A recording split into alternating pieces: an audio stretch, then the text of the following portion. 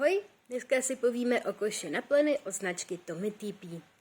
Tento koš by měl pomáhat proti zápachu sklen a proti šíření bakterií, a to díky unikátnímu systému Twist and Click.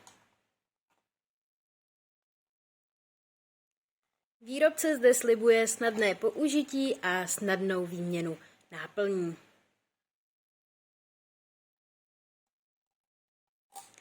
Nově zde také nabízí ekologičtější variantu náplní, které jsou vyrobeny až z 98% z recyklovaných plastů.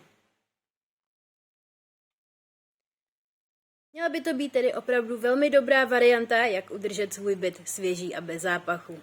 Já osobně koš využívám už od narození dcery a z mojí zkušenosti opravdu zadržuje zápach a velmi jednoduše se využívá. Nespornou výhodou je také to, že dítě samo koš neotevře a i když ho převrátí, tak koš zůstane zavřený. Výměna náplní neboli kazet se může ze začátku zdát složitá, ale když si to člověk párkrát vyzkouší, tak to zvládne klidně i v noci.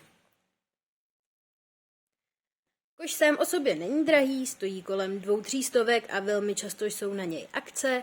Co je ale už trošku dražší, tak jsou náplně, které ve výsledku vycházejí kolem 3 korun na jednu plenu.